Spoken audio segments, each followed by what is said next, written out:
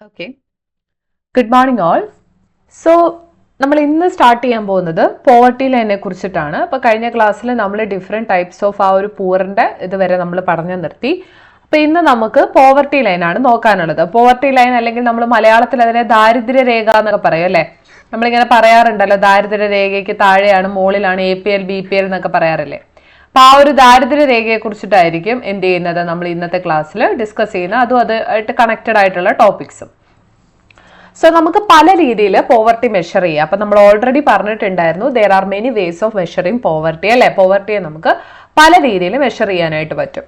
അപ്പം അതിൽ ഒരു ഇമ്പോർട്ടൻ്റ് ആയിട്ടുള്ള രീതി എന്താണെന്ന് വെച്ച് കഴിഞ്ഞാൽ, നമ്മൾ ഒരു ദിവസം കഴിക്കുന്ന ആഹാരത്തിന്റെ ബേസിസിൽ നമുക്ക് എന്ത് ചെയ്യാൻ പറ്റും, ഈ പറയുന്ന പോവർട്ടി കണക്കാക്കാനായിട്ട് പറ്റും. ഓക്കെ, അതായത് നമ്മൾ ഒരു ദിവസം കഴിക്കുന്ന ആഹാരത്തിലെ കലോറി അനുസരിച്ച് അതിൻ്റെ നമ്മൾ എത്രമാത്രം ആഹാരം കഴിക്കുന്നു എന്നുള്ളതിനെ ബേസ് ചെയ്ത് നമുക്ക് എന്ത് ചെയ്യാൻ പറ്റും, ഈ പറയുന്നത് പോലെ പോവർട്ടി അളക്കാനായിട്ട് പറ്റും.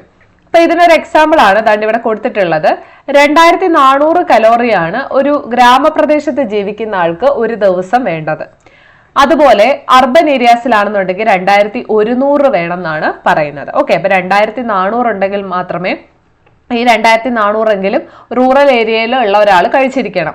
അതുപോലെ തന്നെ 2100 കലോറിയാണ് എന്ത് ചെയ്യേണ്ടത്, അർബൻ ഏരിയയിലുള്ള ഒരാൾ കഴിച്ചിരിക്കേണ്ടതെന്നാണ് പറയുന്നത്. അപ്പൊ ഇവിടെ നിങ്ങൾ നോക്കിക്കഴിഞ്ഞാലേ ഒരു 300ന്റെ വ്യത്യാസം കാണാം അല്ലെ. അതായത് അർബൻ ഏരിയാസിൽ കുറവും റൂറൽ ഏരിയാസിൽ കൂടുതലുമാണ് പറഞ്ഞിട്ടുള്ളത്. അപ്പൊ അത് എന്തുകൊണ്ടായിരിക്കും അങ്ങനെ ഒരു വ്യത്യാസം അവിടെ വന്നത്? മറ്റൊന്നുമല്ല, ഇപ്പൊ റൂറൽ ഏരിയാസിൽ ജോലി ചെയ്യുന്ന ആൾക്കാർ കൂടുതലും വർക്ക് ചെയ്യുന്നത്, കോൺസെൻട്രേറ്റ് ചെയ്യുന്നത് എന്തിലായിരിക്കും, അഗ്രികൾച്ചർ അല്ലെങ്കിൽ ഈ ശാരീരിക അധ്വാനമുള്ള ജോലികളിലായിരിക്കും അല്ലെ. അപ്പൊ സ്വാഭാവികമായിട്ടും അവർക്ക് കൂടുതൽ ആഹാരം കഴിക്കേണ്ടത് ഇമ്പോർട്ടൻ്റ് ആണ്. അതേസമയം അർബൻ ഏരിയയിൽ കൂടുതൽ ഓഫീസ് വർക്കോ അങ്ങനത്തെ ഉള്ള ജോലികളൊക്കെ ആയിരിക്കും വരുന്നത്. സോ അതുകൊണ്ട് തന്നെ അവർ കൂടുതലും അവർ കുറച്ച് മാത്രം, അതായത് കമ്പാരിറ്റീവ്ലി കുറച്ച് മാത്രം കഴിച്ചാൽ മതിയാവും. സോ ആ ഒരു മിനിമം കലോറി ഇൻടേക്ക് നിങ്ങൾ പഠിച്ചു വെച്ചിരിക്കുക. ഇത് എപ്പോഴും എക്സാമിന് ചോദിക്കുന്നതാണ്. 2400 കലോറിയാണ് റൂറലിന് വേണ്ടത്, 2100 ആണ് അർബന് വേണ്ടത്. കൂടുതലും എവിടെയാണ്, റൂറൽ ഏരിയയിലാണെന്നുള്ള കാര്യം ഓർത്ത് വെച്ചിരിക്കുക. അതുപോലെ ഇതിനെ ബേസ് ചെയ്തിട്ട് 2011-12 നമ്മുടെ പോവർട്ടി ലൈന് ഈ റൂറൽ ഏരിയയിലും അതുപോലെ തന്നെ അർബൻ ഏരിയയിലും on the basis of consumption, അതായത് നമ്മൾ എത്രമാത്രം സാധനങ്ങൾ ഉപയോഗിക്കുന്നു എന്നുള്ളതിനെ ബേസ് ചെയ്തിട്ട് അല്ലെങ്കിൽ അതിന് വേണ്ട പൈസ ബേസ് ചെയ്തിട്ട് നമ്മൾ 2011-12 പോവർട്ടി ലൈൻ എന്ത് ചെയ്യുന്നുണ്ട്, കൃത്യമായിട്ട് തിരിക്കുന്നുണ്ട്, ക്ലാസിഫൈ ചെയ്യുന്നുണ്ട്. അവിടെ നമ്മൾ റൂറൽ ഏരിയയിൽ താമസിക്കാൻ 816 രൂപയും അതുപോലെ അർബൻ ഏരിയയിലാണെങ്കിൽ 1000 രൂപയും വേണമെന്നാണ് പറഞ്ഞിട്ടുള്ളത്. ഓക്കെ, അപ്പൊ ഇവിടെ നിങ്ങൾ തിരിച്ച് ചിന്തിക്കരുത് അതെന്താ റൂറൽ ഏരിയയിൽ കുറവും അർബൻ ഏരിയയിൽ കൂടുതലൊന്നും ചിന്തിക്കരുത്. കാരണം നമുക്കറിയാം നമ്മുടെ ഒരു ഗ്രാമപ്രദേശത്ത് ജീവിക്കുന്നതിനെക്കാട്ടിലെ ചെലവ് കൂടുതലായിരിക്കും ഒരു അർബൻ ഏരിയയിൽ ജീവിക്കുമ്പോൾ അല്ലെ. സോ ഇവിടെ 816 രൂപയാണ് എന്ത് വരുന്നത്, റൂറൽ ഏരിയയിൽ താമസിക്കാൻ നമുക്ക് മിനിമം വേണ്ടത്. ദിവസത്തെ ഒരു മാസം നമുക്ക് 816 രൂപ വേണം. അർബൻ ഏരിയയിലാണെന്നുണ്ടെങ്കിൽ ഒരു മാസം 1000 രൂപയാണ് അത്യാവശ്യം എന്നാണ് 2011-12 കണക്കാണ് കേട്ടോ അപ്പൊ പറയുന്നത്.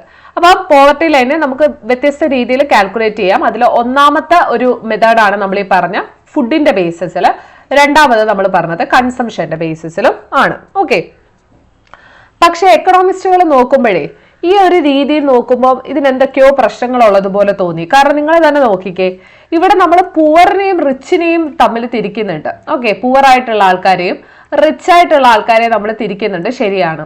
പക്ഷെ ഈ പൂവറിലെ തന്നെ നമ്മൾ പഠിച്ചു ചേർണിങ് പൂവർ ഉണ്ട്, ക്രോണിക് പൂവർ ഉണ്ട്, വെരി പൂവർ ഉണ്ട്, ആബ്സല്യൂട്ട് പൂവർ ഉണ്ട് എന്നൊക്കെ നമ്മൾ പറഞ്ഞു അല്ലെ, പഠിച്ചു. അപ്പൊ എന്തോ ഈ പൂവറിനകത്ത് തന്നെ വെരി പൂവറായിട്ടുള്ള ആൾക്കാരെ മറ്റു പൂവറായിട്ടുള്ള ആൾക്കാരെ ഇത് ക്ലാസിഫൈ ചെയ്യുന്നില്ല. അപ്പൊ സത്യം പറഞ്ഞു കഴിഞ്ഞാൽ ഇപ്പൊ ഗവൺമെന്റ് ഒരു പുതിയ സ്കീം കൊണ്ടുവരുമ്പോൾ അത് ആർക്ക് എങ്ങനെ ഉപയോഗപ്പെടും എന്നുള്ളത് അവിടെ ചോദ്യമാണ് അല്ലെ. ഇപ്പൊ ഏറ്റവും പാവപ്പെട്ട ആൾക്കാർക്കായിരിക്കും ഗവൺമെന്റിന്റെ സ്കീം കൊണ്ട് ഏറ്റവും ആവശ്യം. അതേസമയം ഇവിടെ നമ്മൾ ഇൻകവും ഈ പറയുന്ന പോലെ കൺസംഷനും ഒക്കെ കൊണ്ടുവന്ന് അതിനെ ആകെപ്പാട് കുളമാക്കി വെച്ചിരിക്കുകയാണ്. അപ്പം വെരി പൂവറും തമ്മിലുള്ള ഒരു വ്യത്യാസം അവിടെ നമുക്ക് എന്ത് ചെയ്തിട്ടില്ല, മനസ്സിലാക്കാനായിട്ട് സാധിച്ചിട്ടില്ല. ഇപ്പൊ നമ്മൾ ഒരാൾ എടുക്കുന്ന ഭക്ഷണത്തിന്റെ ബേസിസിലോ ഇൻകത്തിന്റെ ബേസിസിലോ മാത്രം നമുക്ക് പോവർട്ടി കാൽക്കുലേറ്റ് ചെയ്യാനായിട്ട് പറ്റത്തില്ല എന്നുള്ള കാര്യം ഓർത്തു വെച്ചിരിക്കുക. കാരണം ഈ ഗ്രൂപ്പുകളിലെ ഏറ്റവും ഗവൺമെന്റിന്റെ പോളിസികൾ കൊണ്ട് ആവശ്യം വരുന്നത് പൂറായിട്ടുള്ള ആൾക്കാർക്കായിരിക്കും, ഏറ്റവും പൂറായിട്ടുള്ള ആൾക്കാർക്കായിരിക്കും എന്നുള്ള കാര്യം ഓർത്തിരിക്കുക. ഓക്കെ, അപ്പോൾ നമുക്കറിയാം ഇൻകമോ അല്ലെങ്കിൽ ഈ പറയുന്ന പോലെ ആസ്തിയോ മാത്രമല്ല ഒരു പോവർട്ടിയെ നിശ്ചയിക്കുന്നത് അല്ലെ. പോവർട്ടിയെ നിശ്ചയിക്കുന്നത് നമ്മൾ നേരത്തെ പറഞ്ഞ പോലെ എഡ്യൂക്കേഷൻ വേണം, നല്ല ഹെൽത്ത് വേണം, കുടിക്കാൻ നല്ല സേഫ് ഡ്രിങ്കിങ് വാട്ടർ വേണം, ഈവൻ സാനിറ്റേഷൻ വേണ്ടേ, വൃത്തിയുള്ള നമുക്ക് താമസിക്കാനും നമുക്ക് ടോയ്ലറ്റിൽ പോകാനും അതിനുള്ള അവകാശം എല്ലാം ഉണ്ട്. അപ്പൊ ആ സാനിറ്റേഷനും സംഭവങ്ങളും ഒക്കെ കറക്റ്റായിട്ട് വന്നാൽ മാത്രമേ നമുക്ക് കറക്റ്റായിട്ടുള്ള ഒരു പോവർട്ടി ലൈൻ ഉണ്ടാക്കാനായിട്ട് പറ്റുള്ളൂ. അതായത് ഒരു രാജ്യത്ത് ഇൻകം മാത്രം നോക്കി, അല്ലെ ഒരാൾ കഴിക്കുന്ന ഫുഡ് മാത്രം നോക്കി നമുക്ക് എന്ത് ചെയ്യാൻ പറ്റത്തില്ല, ഈ പറയുന്നത് പോലെ പോവർട്ടി കണക്കാക്കാനായിട്ട് പറ്റത്തില്ല. പോവർട്ടി ഇതിനെ രണ്ടിനെയും ബേസ് ചെയ്ത് മാത്രം ഇരിക്കുന്ന ഒന്നല്ല. അത് ഈ പറയുന്ന പോലെ ആൾക്കാർക്ക് കൃത്യമായിട്ടുള്ള എഡ്യൂക്കേഷൻ വേണം, ഹെൽത്ത് വേണം, നല്ല കുടിവെള്ളം വേണം, സാനിറ്റേഷൻ വേണം. ഇതെല്ലാം ഉണ്ടെങ്കിൽ മാത്രമേ നമുക്ക് പോവർട്ടി കൃത്യമായിട്ട് കാൽക്കുലേറ്റ് ചെയ്യാനായിട്ട് പറ്റത്തുള്ളൂ. ഓക്കെ, പക്ഷെ ഇപ്പോൾ ഉള്ള ഇപ്പോഴത്തെ ഒരു മെക്കാനിസം നമ്മൾ നോക്കിക്കഴിഞ്ഞാൽ പോവർട്ടി ലൈൻ ഈ പറഞ്ഞിരിക്കുന്ന ഒരു കാര്യങ്ങളും അവിടെ എടുത്തിട്ടില്ല എന്നുള്ള കാര്യം നമുക്ക് മനസ്സിലാക്കാൻ പറ്റും. അപ്പൊ ഇത് നമ്മുടെ പോവർട്ടി ലൈൻ്റെ ഒരു ഡീമെറിറ്റ് ആണ് കേട്ടോ. ഡീമെറിറ്റ് എങ്ങാനും നമ്മുടെ അടുത്ത എക്സാമിന് ചോദിക്കുകയാണ്, പോവർട്ടി ലൈൻ്റെ ഡീമെറിറ്റ് എന്താണെന്ന് ചോദിച്ചാൽ നമുക്ക് പറയാം നിരക്ഷരതയോ അല്ലെങ്കിൽ ഈ പറയുന്ന പോലെ ആരോഗ്യമില്ലായ്മയോ, ഈ എന്താണ് നമുക്ക് ഇപ്പം പൊളിറ്റിക്കൽ ഫ്രീഡം ഇല്ലെങ്കിൽ പോലും അതുവരെ പോവർട്ടിയാണ്. അപ്പൊ അതൊന്നും നമ്മൾ ഈ പോവർട്ടി ലൈനിനെ കണക്കാക്കുന്നില്ല. നമ്മൾ മിയർലി ഇൻകവും ഫുഡിന്റെ കൺസംഷനും ഒക്കെ വെച്ചിട്ടാണ് നമ്മൾ എന്ത് ചെയ്യുന്നത്, പോവർട്ടി ലൈൻ കണക്കാക്കുന്നത്. ഓക്കെ, അപ്പോൾ ഈ പോവർട്ടി ലൈനെ ബേസ് ചെയ്തിട്ടായിരിക്കും ഉറപ്പായിട്ട് ഗവൺമെന്റ് എന്ത് കൊണ്ടുവരുന്നത്, പോവർട്ടി എലിവേഷൻ പ്രോഗ്രാമുകൾ കൊണ്ടുവരുന്നത്, അല്ലെ, ദാരിദ്ര്യ നിർമ്മാർജ്ജന പരിപാടികൾ കൊണ്ടുവരുന്നത്. അപ്പൊ സത്യം പറഞ്ഞു കഴിഞ്ഞാൽ ഈ പ്രോഗ്രാം കൊണ്ട് എന്തെങ്കിലും ഗുണം ഉണ്ടാവണം എന്നുണ്ടെങ്കിൽ അത് കൃത്യമായിട്ടുള്ള ആൾക്കാരെ ആൾക്കാരിലേക്ക് എത്തണ്ടേ. അപ്പൊ അതിന്റെ ഉദ്ദേശം പോവർട്ടി അലിവേഷൻ പ്രോഗ്രാമുകൾ കൊണ്ടുവരുന്നത് തന്നെ ജനങ്ങളുടെ ജീവിതം മെച്ചപ്പെടുത്താൻ വേണ്ടിയിട്ടാണ്, അല്ലെ, ഹ്യൂമൻ ലൈഫ്സ് എക്സ്പാൻഡ് ചെയ്യാൻ വേണ്ടിയിട്ട്, ഇംപ്രൂവ് ചെയ്യാൻ വേണ്ടിയിട്ടാണ്. അപ്പൊ അത് കറക്റ്റ് ആയിട്ടുള്ള പൂറിന് കിട്ടിയില്ല എന്നുണ്ടെങ്കിൽ പിന്നെ ഈ പറയുന്ന പ്രോഗ്രാമുകൾ കൊണ്ട് എന്തെങ്കിലും ഗുണമുണ്ടോ? ഇല്ല. അപ്പൊ അതാണ് അവിടെ നമുക്കൊരു ക്വസ്റ്റ്യൻ മാർക്കായിട്ട് നിൽക്കുന്നത്. അപ്പോൾ ഡെവലപ്മെന്റ് എന്ന് പറഞ്ഞു കഴിഞ്ഞാൽ സത്യം പറഞ്ഞാൽ ഡെവലപ്മെന്റ് ഉണ്ടാവണമെന്നുണ്ടെങ്കിൽ അവിടെ ഒരു മനുഷ്യന്റെ ജീവിതത്തിൽ എന്തെല്ലാം വരണം, അവിടെ ഹെൽത്ത് ഉണ്ടായിരിക്കണം, നല്ല എഡ്യൂക്കേഷൻ ഉണ്ടായിരിക്കണം, അല്ലെ, നല്ല എഡ്യൂക്കേഷൻ ഉണ്ടായിരിക്കണം, നല്ല കുടിക്കാൻ നല്ല വെള്ളം വേണം, അതുപോലെ തന്നെ നമുക്ക് പൊളിറ്റിക്കൽ ഫ്രീഡം ഉണ്ടായിരിക്കണം, അല്ലെ. ഇതെല്ലാം ഉണ്ടെങ്കിൽ മാത്രമേ നമുക്ക് ഈ പറയുന്ന ഡെവലപ്മെന്റ് ഉണ്ടായി എന്ന് പറയാൻ പറ്റുള്ളൂ. ഇല്ലെങ്കിൽ അത് ഡെവലപ്മെന്റ് അല്ല, അത് ഒരു തരത്തിലുള്ള ഒരു വികസനം എന്നേ പറയാൻ പറ്റുള്ളൂ. ഒരു ഹോൾ ഡെവലപ്മെന്റ് ഉണ്ടാവണം എന്നുണ്ടെങ്കിൽ ഈ കാര്യങ്ങളെല്ലാം ഇമ്പോർട്ടന്റ് ആണ്. ഓക്കെ, ഇപ്പോൾ ഗവൺമെന്റ് ഇടയ്ക്കിടയ്ക്ക് വന്നിട്ട് ഇപ്പൊ നിങ്ങൾക്കറിയാം, ഞാൻ ഒരു ഗവൺമെന്റിനെ കുറ്റം പറയല്ലെങ്കിൽ പോലും നമ്മുടെ ഗവൺമെന്റുകളെല്ലാം വന്നിട്ട് പറയുന്ന ഒരു രീതിയാണ്, അവർക്ക് എന്താണ് ഈ പറയുന്ന പോലെ ഭയങ്കരമായിട്ട് വളർച്ച, എക്കണോമിക് ഗ്രോത്ത് ഉണ്ടായി, അഗ്രികൾച്ചർ പ്രൊഡക്ഷൻ കൂടി, എംപ്ലോയ്മെന്റ് കൊടുത്തു, എക്കണോമിക് ആയിട്ടുള്ള വളർച്ച ഉണ്ടായി എന്നൊക്കെ പറഞ്ഞിട്ട് നമ്മൾ ഇടയ്ക്കിടയ്ക്ക് കേൾക്കാറുള്ളതാണ്, അല്ലെ. അതുവഴി നമുക്ക് എന്ത് ചെയ്തു, പോവർട്ടി കുറഞ്ഞു എന്നൊക്കെ ഇടയ്ക്കിടയ്ക്ക് ഇങ്ങനെ പറയാറുണ്ട്. പക്ഷെ അത് സത്യത്തിൽ നമ്മൾ ഈ പറയുന്ന പോലെ എക്കണോമിസ്റ്റുകളും അതുപോലെ തന്നെ സാധാരണ ജനങ്ങളും ഒക്കെ സംശയിക്കുന്ന ഒരു കാര്യമാണ്, അല്ലെ. നമ്മൾ നോക്കുമ്പോൾ പാവപ്പെട്ടവർ സ്റ്റില്ലുണ്ട്. ഓക്കെ, അപ്പൊ അവർക്ക് എങ്ങനെയാണ് ഈ സക്സസ്ഫുൾ ആയി അല്ലെങ്കിൽ ഈ പോവർട്ടി കുറഞ്ഞു എന്നുള്ള കാര്യം ഇവർക്ക് എങ്ങനെ മനസ്സിലാവുന്നു എന്ന് ചോദിച്ചു കഴിഞ്ഞാൽ അവർ കളക്ട് ചെയ്യുന്ന ഡേറ്റയൊക്കെ ബയസ്ഡ് ആണ്. അതായത് അവർ കളക്ട് ചെയ്യുന്ന ഡേറ്റ മാനിപ്പുലേറ്റ് ചെയ്ത് അത് അവരുടെ രീതിക്ക് മാറ്റിയിട്ടൊക്കെയാണ് അവർ ഈ പറയുന്ന കണക്കുകൾ അവതരിപ്പിക്കുന്നത്. അപ്പൊ അതും എന്താണ് ഈ പറയുന്ന പോലെ പോവർട്ടി കണക്കാക്കുന്നതിലുള്ള ഒരു ഡീമെറിറ്റ് ആയിട്ട് നമുക്ക് പറയാം, അല്ലെ. ഇപ്പൊ ഗവൺമെന്റിന്റെ കറപ്ഷൻ അവിടെ വരുന്നുണ്ട്. ഗവൺമെന്റ് ഈ ഡേറ്റ കളക്ട് ചെയ്തിട്ട് അത് അവരുടെ രീതിയിലേക്ക് ആക്കി പോവർട്ടി ലൈൻ എസ്റ്റിമേറ്റ് ചെയ്യുന്ന ഒരു രീതിയിലേക്ക് മാറിയിട്ടുണ്ട്. അപ്പൊ നമുക്ക് എന്ത് ചെയ്യാൻ പറ്റും, ഈ പൂറായിട്ടുള്ള ആൾക്കാരുടെ എണ്ണമൊക്കെ കുറച്ച് കാണിക്കാനായിട്ട് പറ്റും. എന്നിട്ട് പറയാലോ, ഓക്കെ, ഞങ്ങൾ ഇതാണ്ട് ഇത്രയും ദാരിദ്ര്യ വിമുക്ത രാജ്യമാക്കി, അല്ലെങ്കിൽ നമ്മുടെ ആണ്ട് ദാരിദ്ര്യത്തെയും കുറച്ചു എന്നൊക്കെ പറയാൻ പറ്റുമല്ലോ. അപ്പൊ അങ്ങനത്തെ ഉള്ള രീതികളൊക്കെ ഉണ്ട്. അപ്പൊ ഇതൊക്കെ ഒഴിവാക്കാം. കറക്റ്റ് ആയിട്ടുള്ള കണക്കുകൾ വെച്ച് നോക്കിക്കഴിഞ്ഞാലല്ലേ നമുക്ക് കാര്യങ്ങൾ മനസ്സിലാക്കാനായിട്ട് പറ്റുള്ളൂ. ഓക്കെ, അപ്പൊ ഇതിനൊരു മാറ്റം വേണമല്ലോ. അപ്പൊ ഇതിന് മാറ്റം വേണം. അപ്പൊ ഇതിന് ഓൾട്ടർനേറ്റീവ് മെത്തേഡ്സ് ആയിട്ട് ഒരുപാട് സാമ്പത്തിക ശാസ്ത്രജ്ഞരൊക്കെ വന്നിട്ടുണ്ട്. അതിലൊരാളാണ് ഏറ്റവും ഫേമസ് ആയിട്ടുള്ള അമർത്യ സെൻ, അല്ലെ. അമർത്യ സെൻ ഇതിന് വേണ്ടിയിട്ട് ഒരു ഇൻഡെക്സ് തന്നെ കൊണ്ടുവന്നു. ആ ഇൻഡെക്സിന്റെ പേരാണ് സെൻ ഇൻഡെക്സ്. വളരെ ഇമ്പോർട്ടന്റ് ആണ്, MCQ ആയിട്ടൊക്കെ ചോദിക്കാം. അപ്പൊ സെൻ ഇൻഡെക്സ് കൊണ്ടുവന്ന ആരാന്ന് ചോദിച്ചാൽ അമർത്യ സെൻ ആണ്. അപ്പൊ അദ്ദേഹം അത് കൊണ്ടുവന്നിരിക്കുന്നത് പോവർട്ടി കാൽക്കുലേറ്റ് ചെയ്യാൻ വേണ്ടിയിട്ടാണ്. ഒഫീഷ്യൽ എസ്റ്റിമേഷൻ ഓഫ് പോവർട്ടി ആണ് ഉദ്ദേശിക്കുന്നത്. പോവർട്ടി എസ്റ്റിമേറ്റ് ചെയ്യാൻ വേണ്ടിയിട്ടാണ് പുള്ളി ഇത് കൊണ്ടുവന്നിട്ടുള്ളത്. അത് മാത്രമല്ല, പോവർട്ടി ഗ്യാപ്പ് ഇൻഡെക്സ്, അതുപോലെ സ്ക്വയേർഡ് പോവർട്ടി ഗ്യാപ്പ് എന്നൊക്കെ പറഞ്ഞ് മറ്റു ചില ടൂളുകളും അതായത് ഇൻഡെക്സുകളും ഒക്കെ നമുക്കിപ്പോൾ അവൈലബിൾ ആണ്. Poverty gap index, squared poverty gap എന്നൊക്കെ പറഞ്ഞ് വേറെയും നമുക്ക് അവൈലബിൾ ആണ്. അപ്പൊ നമ്മളവിടെ പഠിച്ചത് പോവർട്ടി ലൈനെ കുറിച്ചാണ്. അപ്പൊ പോവർട്ടി ലൈൻ നമുക്ക് രണ്ട് രീതിയിൽ കണക്കാക്കാം. ഒന്ന്, ഒരാൾ എടുക്കുന്ന കാലറി ഇൻടേക്കിനനുസരിച്ച്, രണ്ട് കൺസംഷന്റെ ബേസിസിൽ. അത് രണ്ടും വളരെ ഇമ്പോർട്ടന്റ് ആണ്. അപ്പൊ അതിനുള്ള കുഴപ്പങ്ങൾ, പോവർട്ടി ലൈൻ്റെ കുഴപ്പങ്ങൾ നമ്മൾ പറഞ്ഞു. അപ്പൊ അതിനകത്ത് ആ ഡീമെറിറ്റ്സ് എന്ന് പറയുന്ന സംഭവം കൃത്യമായിട്ട് പഠിച്ചു വെച്ചിരിക്കുക കേട്ടോ. പിന്നെ അമർത്യ സെന്നിന്റെ സെൻ ഇൻഡെക്സും പോവർട്ടി ഗ്യാപ്പ് ഇൻഡെക്സ് അതുപോലെ സ്ക്വയേർഡ് പോവർട്ടി ഗ്യാപ്പിനെ കുറിച്ചൊക്കെ ഒന്ന് നോക്കിക്കോളാം. അപ്പൊ ഇനി നമുക്ക് ദാണ്ട് വളരെ ഇമ്പോർട്ടന്റ് ആയിട്ട് 1 മാർക്കിനൊക്കെ ചോദിക്കാൻ പറ്റുന്ന ഒരു ക്വസ്റ്റ്യൻ ആണ്. ഡിഫൈൻ ഹെഡ് കൗണ്ട് റേഷ്യോ ചോദിച്ചിട്ടുണ്ട് കേട്ടോ. ഹെഡ് കൗണ്ട് റേഷ്യോ എന്താണ്? അതായത് നമ്മൾ ഒരു രാജ്യത്ത് BPL-ഉം APL എന്ന് പറയുന്ന 2 കാറ്റഗറി ഓഫ് ആൾക്കാരെ തിരിച്ചിട്ടുണ്ട് അല്ലെ. BPL ഉണ്ട്, APL ഉണ്ട്. അതായത് ഒരു പോവർട്ടി ലൈൻ ഉണ്ടെങ്കിൽ ആ പോവർട്ടി ലൈനിന്റെ മുകളിൽ നിൽക്കുന്ന ആൾക്കാരെ നമ്മൾ വിളിക്കുന്ന പേരാണ് APL. അതിന് താഴെ നിൽക്കുന്ന ആൾക്കാരാണ് ബിലോ ദ പോവർട്ടി ലൈൻ അഥവാ BPL എന്ന് പറയുന്നത്. അപ്പൊ ഈ BPL ആയിട്ടുള്ള ആൾക്കാർക്ക് അനുസരിച്ച് നമ്മൾ ഒരു രാജ്യത്തെ പൂറായിട്ടുള്ള ആൾക്കാരെ, നമ്പർ ഓഫ് പൂറിനെ കണക്കാക്കുന്ന ആ ഒരു രീതിയാണ് നമ്മൾ ഹെഡ് കൗണ്ട് റേഷ്യോ എന്ന് പറയുന്നത്. Okay, number of poor. അപ്പൊ നമ്മളിവിടെ നമ്പർ ഓഫ് പൂറിനെ കണക്കാക്കുന്നു on the basis of below the poverty ലൈനിലുള്ള ആൾക്കാരുടെ ബേസിസിൽ. ബിലോ ദ പോവർട്ടി ലൈനിൽ എത്ര പേരുണ്ട് അതിന്റെ ബേസിസിൽ നമ്മൾ പൂറിന്റെ എണ്ണം കണക്കാക്കുന്നതിനെയാണ് ഹെഡ് കൗണ്ട് റേഷ്യോ എന്ന് പറയുന്നത്. ഓക്കെ, അപ്പൊ ഇവിടെ നമ്മൾ റേഷ്യോയും പെർസെന്റേജും ഒക്കെയാണ് യൂസ് ചെയ്യുന്നത്. റേഷ്യോയും പെർസെന്റേജും ഒക്കെ യൂസ് ചെയ്തിട്ടാണ്, ശതമാനവും ഒക്കെ യൂസ് ചെയ്തിട്ടാണ് നമ്മൾ എന്ത് ചെയ്യുന്നത്, ഇതിന്റെ ഒരു കമ്പാരിറ്റീവ് ആ ഒരു കമ്പാരിസൺ നടത്തുന്നത്. ഓക്കെ, അപ്പൊ നമ്മൾ ഓൾറെഡി പറഞ്ഞിട്ടുണ്ടായിരുന്നു പ്ലാനിംഗ് കമ്മീഷൻ ആണ് എന്ത് ചെയ്യുന്നത്, 1962 ആദ്യമായിട്ട് ഈ പോവർട്ടി കണക്കാക്കുന്നതുമായിട്ട് ബന്ധപ്പെട്ട് ഒരു പഠനം നടത്തുന്നതെന്ന് നമ്മൾ പറഞ്ഞു, ഒരു സ്റ്റഡി ഗ്രൂപ്പ് തുടങ്ങി എന്ന് പറഞ്ഞു. അപ്പോ ഈ ദാരിദ്ര്യത്തെ സംബന്ധിച്ചിട്ടുള്ള ഒഫീഷ്യൽ ഡേറ്റ പുറത്തു വിടുന്നത് ആരാന്ന് ചോദിച്ചാൽ അത് പ്ലാനിംഗ് കമ്മീഷൻ ആണ് കേട്ടോ. വളരെ ഇമ്പോർട്ടന്റ് ആണ്, ചോദിച്ചിട്ടുള്ള ക്വസ്റ്റ്യൻ ആണ്, PYQ ആണെന്നുള്ള കാര്യം ഓർത്തു വെച്ചിരിക്കാം. അതായത് നമ്മുടെ ഈ ദാരിദ്ര്യവുമായിട്ട് ബന്ധപ്പെട്ട് ഇമ്പോർട്ടന്റ് ആയിട്ടുള്ള ഡേറ്റകൾ പുറത്തു വിടുന്ന ആളാരാന്ന് ചോദിച്ചാൽ അത് പ്ലാനിംഗ് കമ്മീഷൻ ആണ്. അപ്പൊ അത് എസ്റ്റിമേറ്റ് ചെയ്യുന്നത് നമ്മുടെ കൺസംഷൻ എക്സ്പെൻഡിച്ചറിന്റെ ബേസിസിൽ ആരായിരിക്കും ഡേറ്റ കളക്ട് ചെയ്യുന്നത്? NSSO ആണ്, അഥവാ നാഷണൽ സാമ്പിൾ സർവേ ഓർഗനൈസേഷൻ ആണ്. National sample survey organisation collect ചെയ്യുന്ന ഡേറ്റയുടെ ബേസിസിൽ കൺസംഷൻ എക്സ്പെൻഡിച്ചർ, അതായത് ഒരാൾ എത്രമാത്രം സാധനങ്ങൾ ചെലവാക്കുന്നു, എത്രമാത്രം പൈസ ചെലവാക്കുന്നു എന്നുള്ളതിനെ ബേസ് ചെയ്തിട്ടായിരിക്കും നമ്മൾ എന്ത് ചെയ്യുന്നത്, ഈ പറയുന്ന പോവർട്ടി കാൽക്കുലേറ്റ് ചെയ്യുന്നത്. അപ്പൊ 1973-74 കണക്ക് നോക്കുകയാണെങ്കിൽ 320 മില്യണിൽ കൂടുതൽ ആൾക്കാർ ഈ പോവർട്ടി ലൈനിന് താഴെയായിരുന്നു. അതായത് BPL എന്ന് പറയുന്ന കാറ്റഗറിയിലായിരുന്നു 320 മില്യൺ ആൾക്കാരിൽ കൂടുതലും. പക്ഷെ 2011-12 ആവുമ്പോഴത്തേക്കും ഇത് 270 മില്യൺ ആയിട്ട് കുറഞ്ഞു. ഓക്കെ, അതായത് ഒരു 50ഓളം മില്യൺ കുറഞ്ഞു, അതായത് പോവർട്ടിയിൽ നിന്ന് പുറത്തായി എന്നാണ് നമ്മൾ പറയുന്നത്. അപ്പൊ 1973-74 നിന്ന് 2011-12 വരുമ്പോൾ 50 മില്യൺ ആൾക്കാരെ പോവർട്ടിയിൽ നിന്ന് ഔട്ടായി എന്നുള്ള കാര്യം നിങ്ങളൊന്ന് ഓർത്തു വെച്ചിരിക്കുക കേട്ടോ. പോവർട്ടിയിൽ നിന്ന് 50 മില്യൺ ആൾക്കാരെ ഔട്ടായി. ഓക്കെ, അപ്പൊ ഇതാണ് ഏറ്റവും ഇമ്പോർട്ടന്റ് ആയിട്ട് ഇവിടെ നോക്കേണ്ടത്. ഡേറ്റ കളക്ട് ചെയ്യുന്നത് NSSOയും ആ ഡേറ്റ പുറത്തു വിടുന്നത് ആരായിരിക്കും? പ്ലാനിംഗ് കമ്മീഷനും ആയിരിക്കും.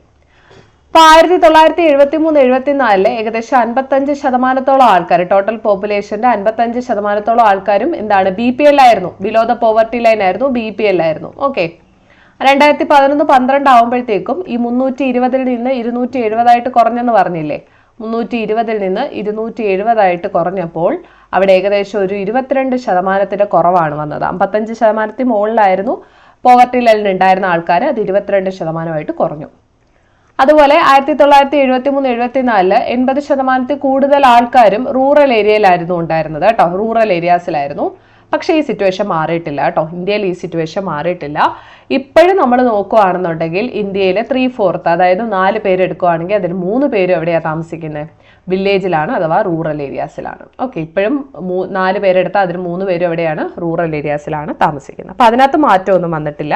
പോവർട്ടി കുറഞ്ഞു കേട്ടോ. പോവർട്ടി 55% മുകളിലായിരുന്നു, അതിപ്പോൾ 22% ഉള്ളൂ. ഇനി 80% കൂടുതൽ ആൾക്കാരും റൂറൽ ഏരിയയിലാണ് 1973-74 താമസിച്ചത്. ഇപ്പോഴും അങ്ങനെ തന്നെ 2011-12 വലിയ മാറ്റമൊന്നും സംഭവിച്ചിട്ടില്ല.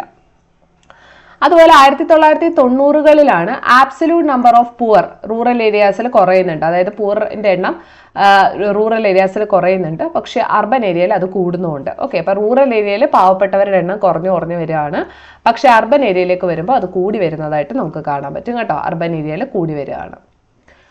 അപ്പൊ പോവർട്ടി റേഷ്യോ, ഇതിന്റെ കാരണം എന്താന്ന് വെച്ചാലേ നമ്മൾ പറഞ്ഞില്ലേ, ഈ റൂറൽ ഏരിയാസിൽ നിന്ന് ഒരുപാട് ആൾക്കാർ അർബനിലേക്ക് പോകുന്നുണ്ട്, അതൊരു റൂറൽ അർബൻ മൈഗ്രേഷൻ നടക്കുന്നുണ്ട്.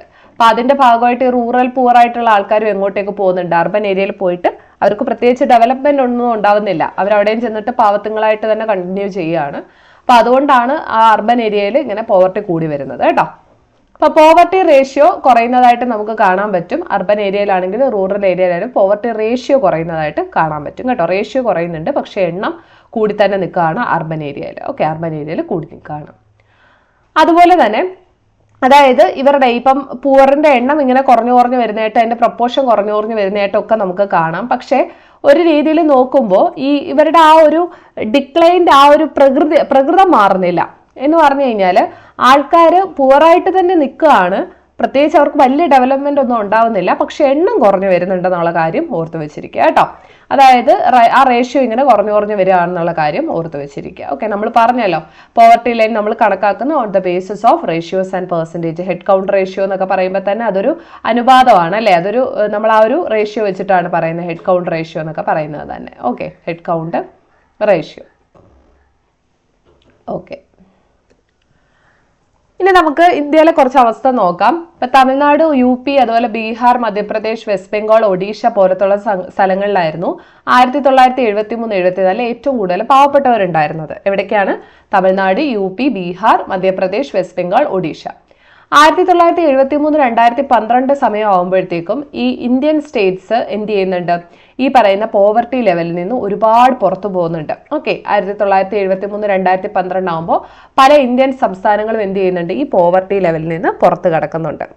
പക്ഷേ ഇപ്പോഴും ഒരു 4 സ്റ്റേറ്റ് എടുക്കുകയാണെന്നുണ്ടെങ്കിൽ, അതായത് ഒഡീഷ, മധ്യപ്രദേശ്, ബീഹാർ, UP, അതിൽ ബീഹാറൊക്കെ ടോപ്പ് നമ്പർ 1 ആണ്.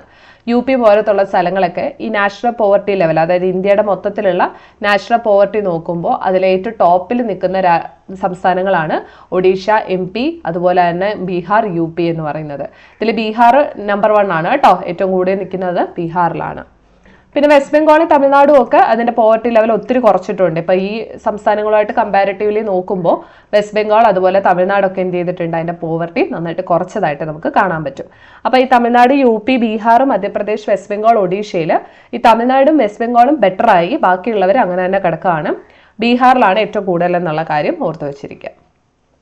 അപ്പൊ ഇതാണ് നമുക്ക് head count ratio. Head count ratio വളരെ ഇമ്പോർട്ടന്റ് ആണ്, PYQ ആണ്, നോക്കി വെച്ചിരിക്കുക. അതായത് BPLകാർക്ക് അനുസരിച്ച് നമ്മൾ പുവറിന്റെ എണ്ണം കണക്കാക്കുന്നതിനെയാണ് ഹെഡ് കൗണ്ട് റേഷ്യോ എന്ന് പറയുന്നത്. അതൊരു ഒഫീഷ്യൽ ഡേറ്റ പുറത്തു വിടുന്നത് പ്ലാനിംഗ് കമ്മീഷനും, അത് ഡേറ്റ കളക്ട് ചെയ്യുന്നത് NSSO ആണ്, മാറിപ്പോരുത്. അതുപോലെ തന്നെ കുറഞ്ഞ കാര്യങ്ങളൊക്കെ നമ്മൾ പറഞ്ഞു. ഇനി ഇത് നമ്മുടെ എക്സാമിന് ഒരു 8 മാർക്ക് ക്വസ്റ്റ്യൻ തൊട്ട് ഒരു 5 to 8 ഇടയ്ക്ക് എവിടെ വേണമെങ്കിൽ 4 ചോദിക്കാം, 5 to 8 ഇടയ്ക്ക് ചോദിക്കാൻ പറ്റുന്ന ഒരു ചോദ്യമാണ് ഈ പോവർട്ടി ഉണ്ടാവാനുള്ള കാരണങ്ങൾ എന്തൊക്കെയാണ്. ഓക്കെ, കാരണങ്ങൾ എന്തൊക്കെയാണ്? അപ്പൊ അതിന് നമുക്ക് ഒരുപാട് സോഷ്യൽ ഫാക്ടേഴ്സ് നമ്മൾ ഓൾറെഡി ഡിസ്കസ് ചെയ്തു അല്ലെ, ഒരുപാട് സോഷ്യൽ ഫാക്ടേഴ്സ് അതിനുണ്ട് അല്ലെ. ഒരു പാവപ്പെട്ടവന്റെ ജീവിതം കണക്കാക്കുന്നതിൽ ഒരുപാട് സാമൂഹിക ഘടകങ്ങളുണ്ട്, അത് നമുക്കറിയാം. ഇപ്പം നല്ല വിദ്യാഭ്യാസം കിട്ടിയില്ല എന്നുണ്ടെങ്കിൽ, അല്ലെങ്കിൽ നല്ല സ്കില്ലുകൾ ഇല്ല എന്നുണ്ടെങ്കിൽ അയാൾക്ക് ഒരിക്കലും നല്ല ഇൻകം കിട്ടില്ല അല്ലേ. നല്ല വിദ്യാഭ്യാസം ഉണ്ടെങ്കിൽ മാത്രമേ നമുക്കിപ്പം ഒരു ജോലിയും കിട്ടിയില്ലെങ്കിൽ 10 പിള്ളേർക്ക് ട്യൂഷൻ എടുത്ത് കൊടുക്കണമെങ്കിൽ വരെ നമുക്കൊരു ബേസിക് എഡ്യൂക്കേഷൻ, ഒരു അറിവ് വേണം അല്ലേ. അതുപോലെ നല്ല ബെറ്റർ ആയിട്ടുള്ള ജോബ് കിട്ടണമെങ്കിൽ നമുക്ക് നല്ല സ്കില്ല് വേണം. അപ്പം ഇതൊക്കെ ഇല്ലാത്ത ഒരാൾക്ക് എങ്ങനെയാണ് നല്ല ഇൻകം കിട്ടുന്നത്? അപ്പോൾ ഒരു ഇൻകം ഇല്ല എന്ന് പറഞ്ഞു കഴിഞ്ഞാൽ അയാൾക്ക് എന്തെങ്കിലും അസുഖം വന്നാൽ അയാൾ പിന്നെ എങ്ങനെ ചികിത്സിക്കും അല്ലേ? ആരോഗ്യം നന്നായിട്ട് നോക്കാൻ പറ്റുമോ? അതുമില്ല. പിന്നെ നമുക്കറിയാവുന്നതാണ് ജാതി, മതം, അങ്ങനത്തെ കുറെ വേണ്ടാത്ത കാര്യങ്ങൾ പറഞ്ഞിട്ട് പുവർ ആണെന്നുള്ള രീതിക്ക് മുദ്ര കുത്തുന്ന ആൾക്കാരുണ്ട് അല്ലെ. ഇപ്പൊ ഫോർ എക്സാമ്പിൾ നിങ്ങൾക്കറിയാം ഷെഡ്യൂൾഡ് കാസ്റ്റ്, ഷെഡ്യൂൾഡ് ട്രൈബ്സ് എന്നൊക്കെ പറഞ്ഞ് നമ്മൾ തിരിച്ചു വെച്ചിട്ടുണ്ട്. ഇതിൽ ഈ ഷെഡ്യൂൾഡ് കാസ്റ്റ്, ഈ ദളിത്സ് എന്ന് പറയുന്ന വിഭാഗത്തെ ഇനി അവർ എത്ര പൈസക്കാരാണെങ്കിലും അവരെ പാവത്തുങ്ങളായിട്ടായിരിക്കും കണക്കാക്കുന്നത് അല്ലെ. ദളിത്സ് എന്ന് പറയുന്ന ആ ഒരു ഇതിനെ അവർക്ക് ഇനി എത്ര പൈസ ഉണ്ടെന്ന് പറഞ്ഞാലും they will always be consider as an under privileged sections of the society അല്ലേ. അപ്പൊ അങ്ങനത്തെ ഒരു പ്രശ്നമുണ്ട്. അപ്പൊ ഒരുപാട് സോഷ്യൽ ഫാക്ടേഴ്സ് അതിനകത്ത് വരുന്നുണ്ട് അല്ലെ. നല്ല എഡ്യൂക്കേഷൻ വേണം, നല്ല ഹെൽത്ത് വേണം. ഇനി റിലീജിയൻ ആയാലും കാസ്റ്റ് ആയാലും കുറച്ച് അപ്പർ ആണെങ്കിലേ ഈ പോവർട്ടിക്ക് കാര്യമുള്ളൂ എന്നുള്ള ഒരു രീതിക്ക് വരെ നമ്മൾ ആക്കി വെച്ചിട്ടുണ്ട്. അപ്പൊ അങ്ങനത്തെ ഉള്ള ആ ഒരു ഡിസ്ക്രിമിനേറ്ററി പ്രാക്ടീസ് ഒക്കെ എടുത്ത് കളയേണ്ട ടൈം കഴിഞ്ഞു കേട്ടോ. അപ്പോൾ എന്തൊക്കെയാണ് കോസസ്? അപ്പൊ ഇതാണ് നമ്മൾ ആൻസർ ആയിട്ട് എഴുതേണ്ടത്. പോയിന്റ്സ് ആണ്, എളുപ്പത്തിൽ എഴുതാൻ പറ്റുന്നതേ ഉള്ളൂ. അപ്പം 8 മാർക്കിന് ചോദിക്കുകയാണെങ്കിൽ ഇത് ബോഡി പാർട്ടിലായിരിക്കും വരുന്നത്. ഇൻട്രൊഡക്ഷൻ കൊടുക്കുക, കൺക്ലൂഷൻ കൊടുക്കുക. അപ്പൊ എന്തൊക്കെയാണ് കാരണങ്ങൾ? ഫസ്റ്റ് ഓഫ് ഓൾ നമുക്കറിയാം സാമൂഹികവും സാമ്പത്തികവും പൊളിറ്റിക്കലി ആയിട്ടുള്ള ഇൻഇക്വാളിറ്റി ആണ് അല്ലെ, അസമത്വമാണ്.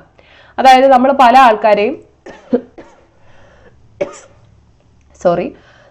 ആൾക്കാരെയും അവരുടെ ഒരു സോഷ്യൽ സ്റ്റാറ്റസ് വെച്ചിട്ട് അല്ലെ, എക്കണോമിക് സ്റ്റാറ്റസ് വെച്ചിട്ട്, പൊളിറ്റിക്കൽ സ്റ്റാറ്റസ് വെച്ചിട്ടൊക്കെ വേർതിരിക്കാറുണ്ട്. അപ്പൊ അത് ഒരു റീസൺ ആണ്. രണ്ടാമത്തെ സോഷ്യൽ എക്സ്ക്ലൂഷൻ ആണ്. നമ്മളിപ്പോൾ ഈ പറഞ്ഞ SSC വിഭാഗം അല്ലെ, അതായത് അവരെ അണ്ടർ പ്രിവിലേജ്ഡ് ആയിട്ട്, മാർജിനലൈസ്ഡ് ആയിട്ടാണ് കാണുന്നത്. അവരെ ഒരു സൊസൈറ്റിയുടെ ഏറ്റവും താഴെത്തട്ടിലേക്ക് നമ്മൾ മാറ്റി നിർത്തിയിരിക്കുകയാണ്. സമൂഹത്തിന്റെ പ്രധാനപ്പെട്ട കാര്യങ്ങളിലൊന്നും അവർക്ക് ചാൻസുകൾ കൊടുക്കുന്നില്ല എന്നുള്ളത് ഒരു ബുദ്ധിമുട്ടാണ്. സോ അത് ഒരു രണ്ടാമത്തെ കാരണം. മൂന്നാമത്തേത് അൺഎംപ്ലോയ്മെന്റ് ആണ് അല്ലെ. തൊഴിലില്ലായ്മ വലിയ പ്രശ്നമാണ്. ഇൻഡെപ്റ്റഡ്നെസ് ഓൾറെഡി നമ്മൾ പറഞ്ഞു, അതായത് റൂറൽ ഏരിയാസിലാണ് ഇത് നമുക്ക് കൂടുതലും കാണാൻ പറ്റുന്നത്. റൂറൽ ഏരിയാസിൽ എങ്ങനെയാണെന്ന് വെച്ച് കഴിഞ്ഞാൽ നമ്മൾ ഓൾറെഡി ഡിസ്കസ് ചെയ്തതാണ്, ഒന്നുകൂടെ പറയാം. റൂറൽ ഏരിയാസിൽ ആൾക്കാർക്ക് പൈസ ആവശ്യം വരുമ്പോൾ അവർ ഓടി ചെന്നിട്ട് എന്തായിരിക്കും ചെയ്യുന്നത്? മണി ലെൻഡേഴ്സിൻ്റെ അടുത്തായിരിക്കും ചോദിക്കുന്നത് അല്ലേ? മണി ലെൻഡേഴ്സിൻ്റെ അടുത്ത് ചോദിക്കും. ഈ മണി ലെൻഡേഴ്സ് അവർക്ക് കാശ് കൊടുക്കും, പക്ഷേ എന്തായിരിക്കും? ഭയങ്കര ഹൈ ആയിട്ടുള്ള ഇൻട്രസ്റ്റ് റേറ്റ് ആയിരിക്കും വാങ്ങുന്നത്. ഇൻട്രസ്റ്റ് റേറ്റ് ഭയങ്കര കൂടുതലായിരിക്കും അല്ലേ? ഇൻട്രസ്റ്റ് റേറ്റ് ഭയങ്കര കൂടുതലായിരിക്കും. ഈ ഇൻട്രസ്റ്റ് റേറ്റ്സിനനുസരിച്ചിട്ടുള്ള പൈസ കൊടുത്തു തീർക്കാൻ ഇവർക്ക് പറ്റുമോ? ഇല്ല, പറ്റത്തില്ല. അപ്പൊ അതാണ് എന്തിനെ ബാധിക്കുന്നത്? ഇൻട്രസ്റ്റ് റേറ്റിനനുസരിച്ചിട്ടുള്ള പൈസ കൊടുക്കാൻ പറ്റില്ല. അപ്പൊ അത് ബാധിക്കും. അങ്ങനെ ഈ പറയുന്ന റൂറൽ ഏരിയാസിലുള്ള പാവപ്പെട്ടവര് ഡെപ്റ്റ് ട്രാപ്പിലേക്ക് പോകുന്നൊക്കെ ഉള്ള കാര്യം നമ്മൾ കഴിഞ്ഞ ക്ലാസ് ഡിസ്കസ് ചെയ്തതാണ്. ഇനി നമ്മുടെ ഇന്ത്യയിൽ അനുഭവിക്കുന്ന മറ്റൊരു പ്രധാനപ്പെട്ട പ്രശ്നമാണ് അൺഈക്വൽ ഡിസ്ട്രിബ്യൂഷൻ ഓഫ് വെൽത്ത്. നമ്മുടെ രാജ്യത്ത് റിച്ച് ആയിട്ടുള്ള ആൾക്കാരുണ്ട്, പൂർ ആയിട്ടുള്ള ആൾക്കാരുണ്ട്. പൂർ എന്ന് പറയുമ്പോൾ തീരെ പൂറാണ്, റിച്ച് എന്ന് പറയുമ്പോൾ ഭയങ്കര റിച്ച് ആണ്, അല്ലെ? എക്സ്ട്രീം ആണ്. അപ്പൊ എല്ലാവരുടെയും കയ്യിൽ ഒരുപോലെ അല്ല ഈ പറയുന്ന പോലെ വെൽത്ത് കോൺസെൻട്രേറ്റ് ചെയ്തിരിക്കുന്നത് എന്നുള്ള കാര്യം മറ്റൊരു പ്രശ്നമാണ്. So social, economic and political inequality, social exclusion, unemployment, indebtedness, അതുപോലെ അൺഈക്വൽ ഡിസ്ട്രിബ്യൂഷൻ ഓഫ് വെൽത്ത് ഒക്കെ നമുക്ക് ഇത് ഉണ്ടാവാനുള്ള കാരണങ്ങളായിട്ട് പറയാം. അപ്പൊ ഇങ്ങനെ ഓരോ വ്യക്തികൾക്ക് ദാരിദ്ര്യം വരുമ്പോൾ അത് ഇൻഡിവിജ്വൽ പോവർട്ടിയാണ് അല്ലെ? ഓരോ കുടുംബങ്ങൾക്ക് വരുമ്പോൾ അത് ഇൻഡിവിജ്വൽ പോവർട്ടിയാണ്. അങ്ങനെ ഓരോ വ്യക്തികളും ചേർന്ന് നമ്മൾ ഇതിനെ ആഗ്രിഗേറ്റ് പോവർട്ടി എന്നാണ് പറയുന്നത്. ആഗ്രിഗേറ്റ് പോവർട്ടി എന്ന് പറഞ്ഞാൽ ടോട്ടൽ പോവർട്ടി അല്ലെ?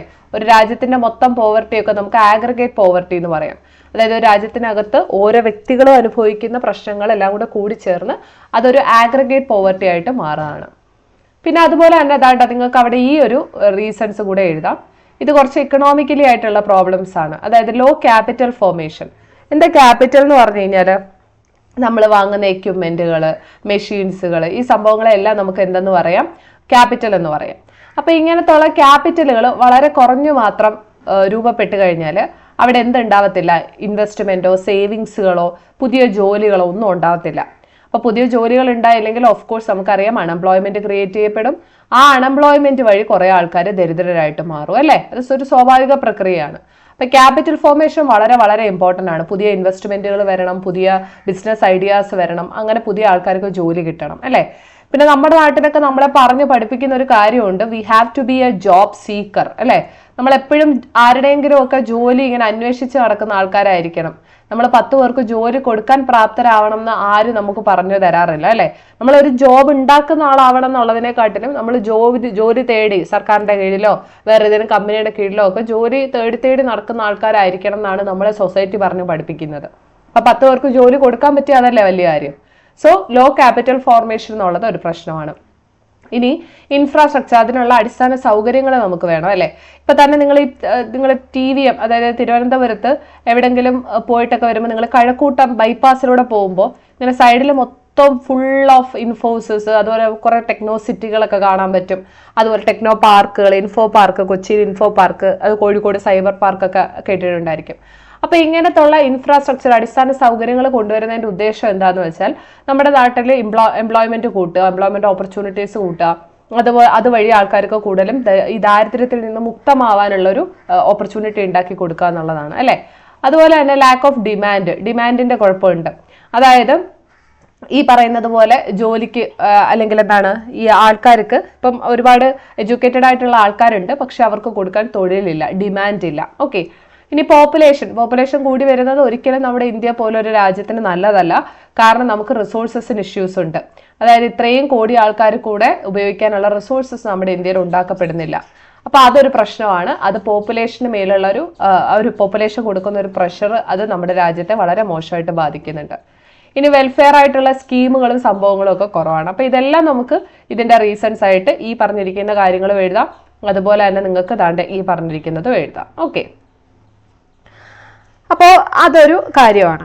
അപ്പൊ സത്യം പറഞ്ഞു കഴിഞ്ഞാൽ ഇതിനൊക്കെ കാരണക്കാരൻ ആരാന്ന് ചോദിച്ചു കഴിഞ്ഞാൽ നമുക്ക് വേണമെങ്കിൽ ഒരാളെ ബ്ലെയിം ചെയ്യാം. That is the British rule അല്ലെ? അപ്പൊ ബ്രിട്ടീഷുകാർ നമ്മുടെ ഇന്ത്യക്ക് തന്നിട്ടുള്ള ആ ഒരു ഇമ്പാക്റ്റ് എന്ന് പറയുന്നത്, നെഗറ്റീവ് ഇമ്പാക്റ്റ് എന്ന് പറയുന്നത് ഭയങ്കര, നമ്മൾ ഒരുപാട് തവണ ഹിസ്റ്ററിയിലൊക്കെ തന്നെ പഠിക്കുന്നതാണ് അല്ലെ?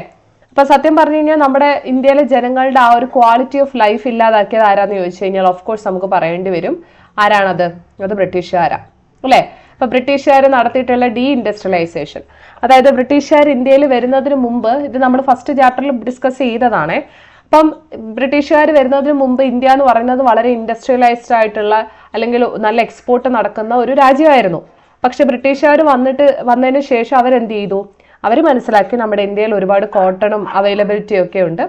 സോ ഇവിടെ നമ്മുടെ ഇന്ത്യക്കകത്ത് നിന്ന് സാധനങ്ങൾ കൊണ്ടുപോകാനും ഇന്ത്യക്ക്, അതായത് ഇവിടുന്ന് നമ്മുടെ റോ മെറ്റീരിയൽസ് അവർ പുറത്തേക്ക് കടത്തി അല്ലേ, ബ്രിട്ടീഷുകാർ പുറത്തേക്ക് കടത്തി.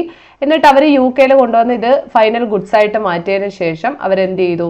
ഈ പറയുന്നത് പോലെ ഇത് അകത്തേക്ക് ഇതിനെ ഫിനിഷ്ഡ് പ്രോഡക്ട്സ് ആയിട്ട് കൊണ്ടുവന്നു എന്നൊക്കെ നമ്മൾ പഠിച്ചതാണ്. അപ്പൊ അങ്ങനെ ഒരു ഡീ ഇൻഡസ്ട്രിയലൈസേഷൻ സംഭവിക്കുക. നമ്മുടെ ഇന്ത്യക്കകത്ത് അന്ന് പല ഇൻഡസ്ട്രികളും ഉണ്ടായിരുന്നു. ആ ഇൻഡസ്ട്രികളൊക്കെ ഇല്ലാതായി എന്നുള്ള കാര്യം നിങ്ങൾ ഓർത്തു വെച്ചിരിക്കുക. അതായത് ഇംഗ്ലണ്ടിലെ ലാങ്കാഷെയറിൽ നിന്ന് അവർ എന്ത് ചെയ്തു? ഫിനിഷ്ഡ് ആയിട്ടുള്ള പ്രോഡക്ട്സ് ഇങ്ങോട്ടേക്ക് ഇറക്കുമതി ചെയ്യാൻ തുടങ്ങി. അപ്പൊ ഇന്ത്യയിൽ നിന്ന് വെറുതെ കുറെ കോട്ടൺ തുണികൾ മാത്രം അങ്ങോട്ട് കയറ്റുമതി ചെയ്യാനായിട്ടും തുടങ്ങി. അപ്പൊ കോട്ടൺ തുണികളല്ല, കോട്ടണിന്റെ ആ ഒരു റോ മെറ്റീരിയൽ അവർ കയറ്റി അയക്കാനും തുടങ്ങി. അങ്ങനെയാണ് നമ്മുടെ ഇന്ത്യയിൽ ഏകദേശം ഒരു തീരുമാനമാവുന്നത്. ഇന്ത്യയുടെ കാര്യത്തിൽ ഒരു തീരുമാനമായി അല്ലേ. അപ്പൊ ഏകദേശം ഇന്ത്യയിലെ ഒരു കേസ് എടുക്കുകയാണെങ്കിൽ ഒരു 70% കൂടുതൽ ആൾക്കാരും അഗ്രികൾച്ചറാണ് ഫോളോ അപ്പ് ചെയ്തുകൊണ്ടിരുന്നത്. അതിപ്പം ബ്രിട്ടീഷുകാരുടെ ടൈം ആണെങ്കിലും ഇപ്പോഴാണെങ്കിലും ഒക്കെ ഇന്ത്യയിൽ കൂടുതൽ ഫോക്കസ് ചെയ്യുന്നത് അഗ്രികൾച്ചറാണ്. ഓക്കെ, അപ്പൊ അത് ഈ പറയുന്നത് പോലെ എന്ത് ചെയ്തിട്ടുണ്ട്? അവരുടെ ജീവിത നിലവാരത്തെ വലിയ രീതിയിൽ മാറ്റിയിട്ടുണ്ട് അല്ലെങ്കിൽ ബാധിച്ചിട്ടുണ്ടെന്നുള്ള കാര്യം ഓർത്തു വെച്ചിരിക്കുക. അപ്പൊ ബ്രിട്ടീഷുകാർ ഈ കർഷകരുടെ കയ്യിൽ നിന്നാണ് എന്ത് മുടക്കിയത്? റൂറൽ ടാക്സുകൾ അല്ലെ. ടാക്സ് ഇതൊക്കെ നമ്മൾ ഡിസ്കസ് ചെയ്ത കാര്യങ്ങളാണ്. അപ്പൊ ടാക്സ് ഒക്കെ ഈടാക്കി. അപ്പൊ ടാക്സ് ഈടാക്കിയപ്പോഴത്തേക്കും അവർക്ക് ഈ ടാക്സ് കൊടുക്കാൻ വേറെ വഴിയില്ല. അവരെവിടെ ആയിരിക്കും പോണേ? ഈ പറയുന്ന മണി ലെൻഡേഴ്സിന്റെ അടുത്ത് പോവും, കടം വാങ്ങും, അവർ കടക്കാരായി അല്ലെ. അങ്ങനെ നമ്മുടെ ജീവിത നിലവാരം തന്നെ ഇല്ലാതാവുകയാണ്. അപ്പൊ നിങ്ങൾക്കറിയാം, കടമൊക്കെ വന്നു കഴിഞ്ഞാൽ നമുക്ക് പിന്നെ നമ്മുടെ ഇഷ്ടത്തിനനുസരിച്ച് ജീവിക്കാൻ ചിലപ്പോൾ പറ്റിയെന്ന് വരില്ല. കാരണം നമുക്ക് ഓപ്പോസിറ്റ് ചെയ്യുന്ന ആൾക്ക്, നമ്മൾ കടം വാങ്ങിയ ആൾക്ക് പൈസ കൊടുക്കുക എന്നുള്ളത് ഒരു വലിയൊരു റെസ്പോൺസിബിലിറ്റി ആയിരിക്കും. സോ നമ്മൾ വിചാരിക്കുന്ന പോലെ എല്ലാം നടക്കണമെന്ന് ഒരു നിർബന്ധവും ഇല്ല.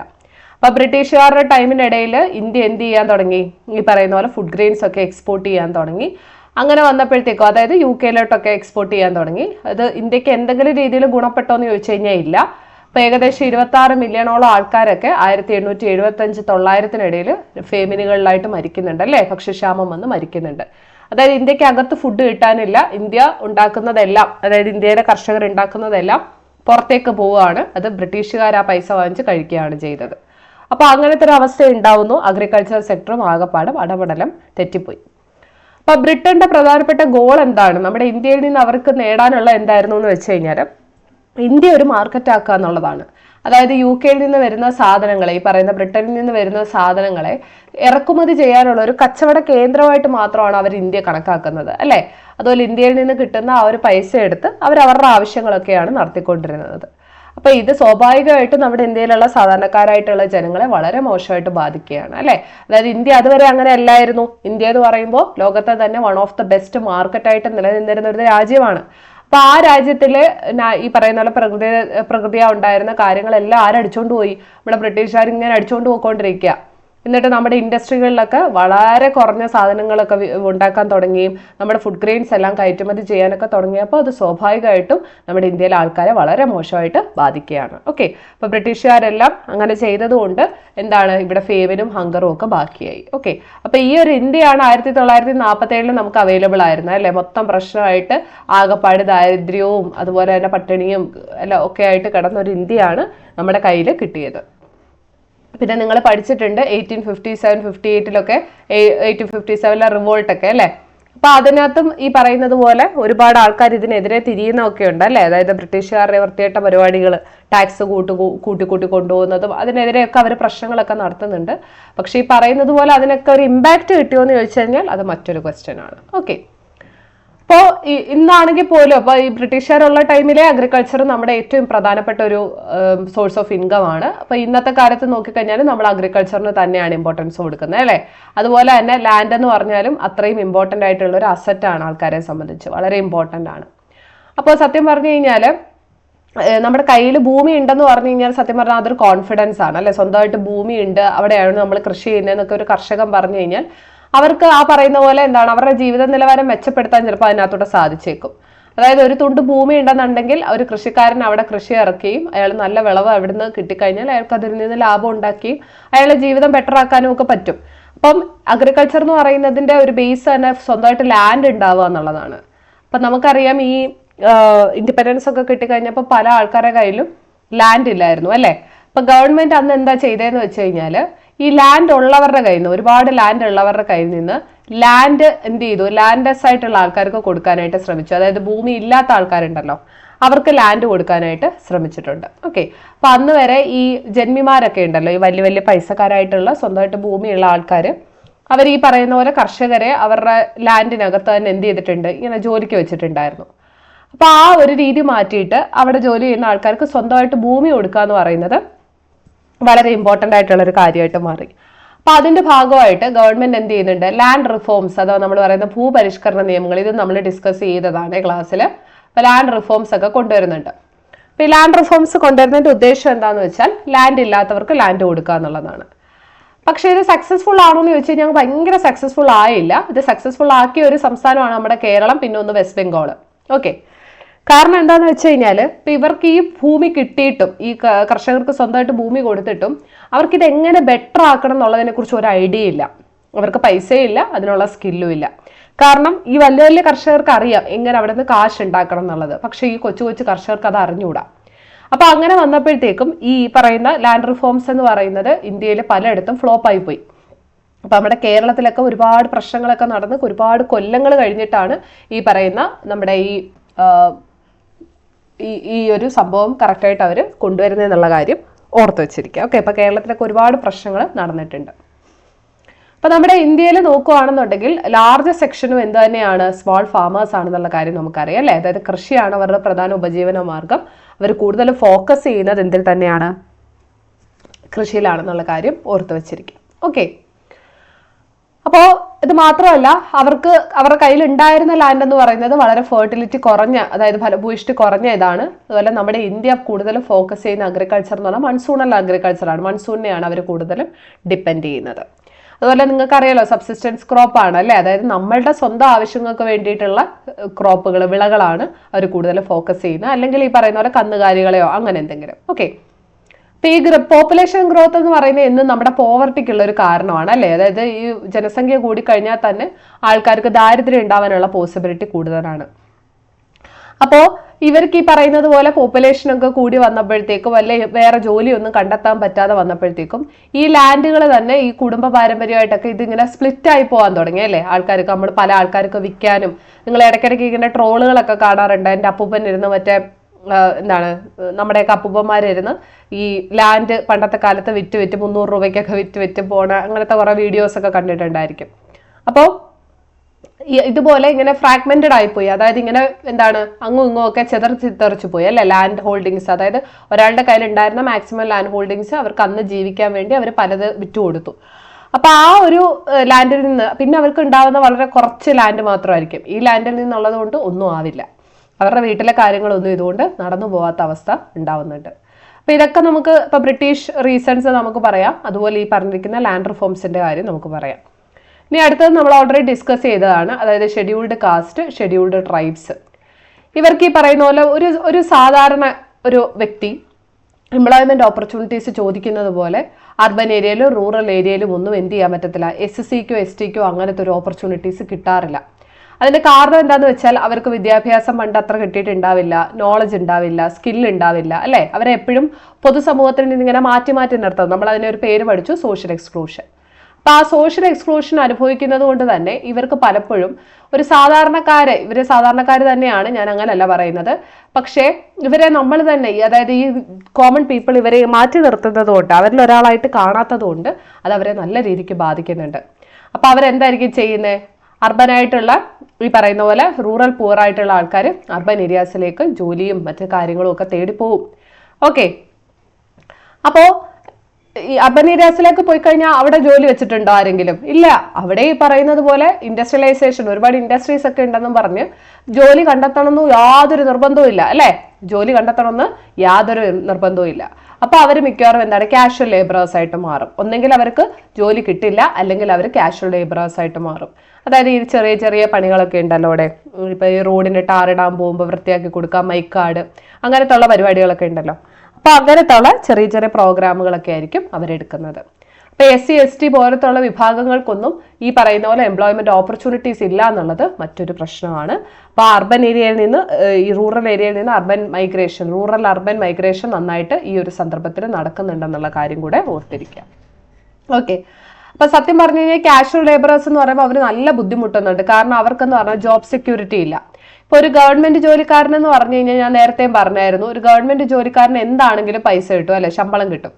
പക്ഷെ അതുപോലെ ഒരു കാഷ്വൽ ലേബറിന് കിട്ടുമോ? അയാൾ ഒരു ദിവസം ജോലിക്ക് പോയില്ല, അയാൾക്ക് ശമ്പളം ഇല്ല, അല്ലെങ്കിൽ കൂലിയില്ല, അയാൾക്ക് അസറ്റ്സ് ഉണ്ടാവില്ല, സ്കില്ലുകൾ ഉണ്ടാവില്ല അല്ലേ. അതുപോലെ തന്നെ ഓപ്പർച്യൂണിറ്റീസ് ഭയങ്കര കുറവായിരിക്കും. ഇനി അതിനകത്ത് കിട്ടുന്ന കൂലിയിൽ നിന്ന് എന്തെങ്കിലും മെച്ചം പിടിക്കാനുണ്ടോ എന്ന് ചോദിച്ചാൽ അതുമില്ല. അപ്പൊ അങ്ങനത്തെ ഒരു അവസ്ഥയാണ് കാഷ്വൽ ലേബറേഴ്സിൽ നമ്മൾ സാധാരണ കാണാറുള്ള തൊഴിലാളികൾക്ക്, കൂലി തൊഴിലാളികൾ ഉണ്ടല്ലോ, അവർക്ക് പറ്റുന്നത്.